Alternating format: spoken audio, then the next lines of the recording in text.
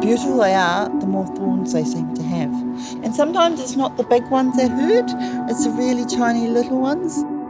So that's, yeah, they bite like that, yeah. But yeah, they're beautiful. We have probably 40 different rose varieties. Every week we grow up to 50,000 stems, and Valentine's maybe 70,000 stems per week.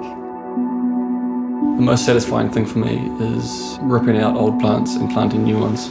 There's nothing better than a new plant. I wish people knew that it is such a big process, and it is a lot of hard work. You know, it takes up to 20 weeks before you even harvest the flower. It's not just a plant that grows easily and then you just pick it and have a good time. If people knew the effort that it took, then I think they'd appreciate it a lot more to have New Zealand grown product.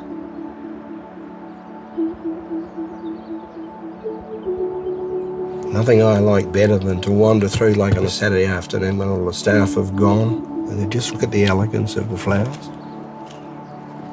Yeah, therapeutic. The vase life of an iris is probably 3 to 5 days, but some people love irises. The minute you cut a flower, it then starts to die. How quickly determines its treatment.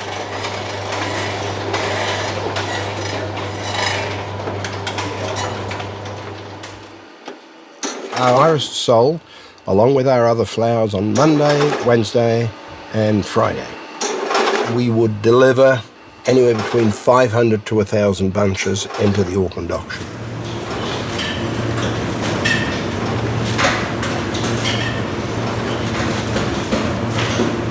Our record for the bunching machine is about 3,500 stems per hour. It's not your grandma's backyard, just picking flowers willy-nilly. It's pretty full on. We send approximately 20 to 30,000 stems to auction a week. We'll wrap them in a plastic sleeve and then put them on a trolley, which we either send to our florists or directly to auction.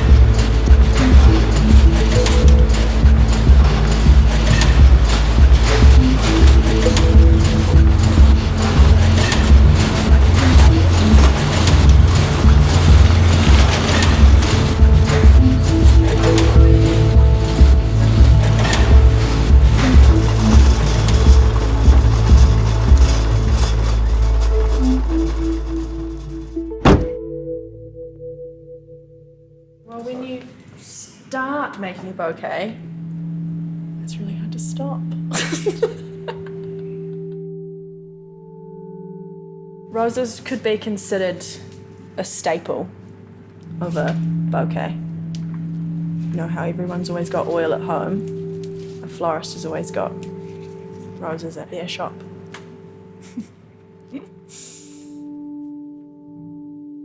One of the important things is not only to have specific flowers, but to have colours. So like with these pink roses, they've got the little pink tips. Everything kind of just ties in. I didn't read into what flowers I use too much, but when you really think about it, they all work together in a way that I would say would make you feel calm and make you feel happy and want to be around the bouquet, wherever that may be.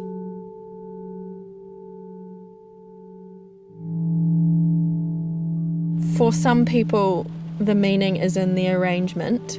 Whereas for other people, the meaning and the symbolism of one flower can be powerful enough. Can I just buy one? Because it doesn't have to be a big bunch for it to have a meaning.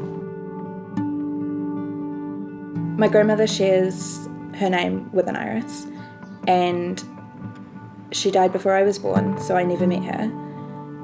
She took her life. I know for myself, I see her more as like a gesture towards hope and moving forward and, re-establishing things. You don't have to just cut it off there. You can keep going.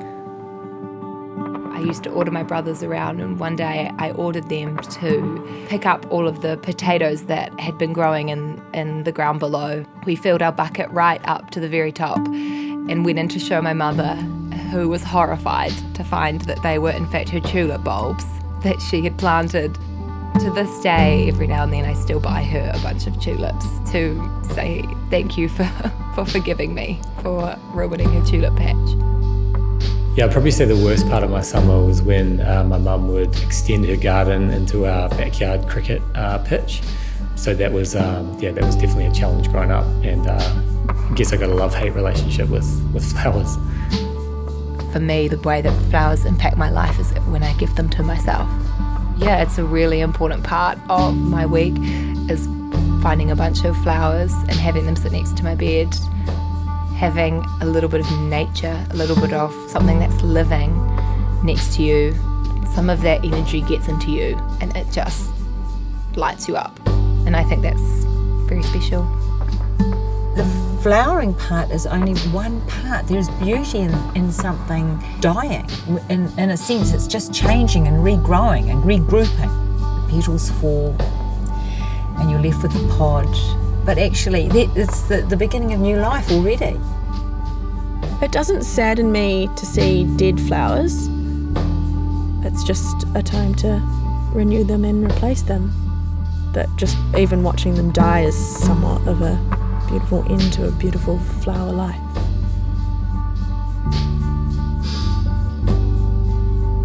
I think what a lot of people don't know is that there are two worlds when it comes to flowers. You have your growers and your distributors, and then you have the general public. As a florist, I think that my role sits right in the middle of both of those worlds. When you nail it and you know you've done it well, you can take real pride in knowing that that bouquet is going to make somebody's day or help fix something or put a smile on somebody's face who hasn't smiled in a while. The concept of the bouquet or the flower or who gave you the bouquet or why you were given the bouquet is the most important part of the flower. As a nation, we're not very good at communicating, and so I think flowers are a really lovely way of either saying I'm sorry or I love you or I'm here for you without having to say those words, because we find those words really hard to say.